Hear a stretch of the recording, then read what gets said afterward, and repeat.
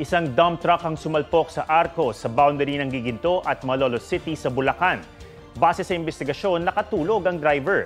Sa lakas ng impact, wasak ang harapan ng truck.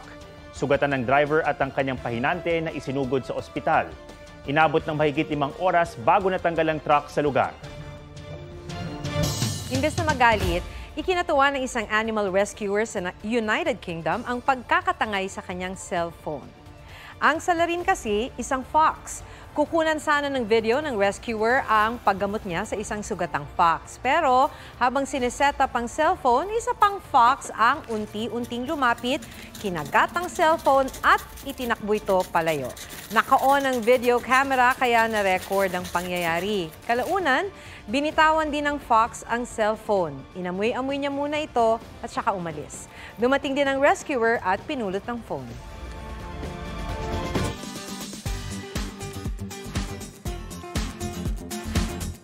Nagbunga na ang misyon ng isang guro sa Iligan na namahagi ng laptop sa mga piling estudyante. Ang mga dating nangangarap pero kapos, degree holder na ngayon. Pusuan na yan sa report ni Mark Salazar. Kasagsagan ng COVID-19 pandemic nang maging online ang mga klase. Kaya si Teacher Melanie ng Iligan may naisip na paraan para makasabay ang ilan niyang deserving na estudyante na walang laptop. Pinost ko po yung story niya. Tapos, in just mga ilang minuto lang po ay nakakuha na po ako ng sponsors. After 5 days, nakabili na po ng kauna-unahang laptop para sa... Tinawag ko po itong laptop para sa pangarap. Isa sa mga nabiyayaan ng laptop si Mark na ngayon graduating student na.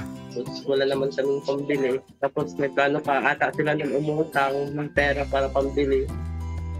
Matapos ang ilang taon, nagbunga ang magandang adhikain ni teacher. Ilan sa mga estudyanteng natulungan niyang magka-laptop, may degree na, tulad ni Cassandra.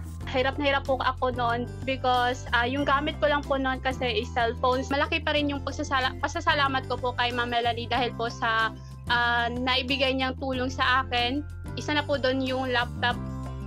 Sa loob ng 2 taon, 9 na laptop ang naibigay ni Teacher Melanie sa tulong na rin ng ilang nagmagandang loob. Naniniwala po ako sa kakayahan nila. So kaya kailangan ko po kailangang tulungan yung mga kabataang may ganitong abilidad. Kaya ngayon, nais ni teacher na ipagpatuloy ang magandang nasimulan. Huwag nating putulin yung cycle. Madalas kong sabihin sa kanila, pag meron nasa sitwasyon ka na pwede ka na makatulong, in any way, gawin nila para magpatuloy po yung parang giving and sharing po. Mark Salazar, nagbabalita para sa GMA Integrated News.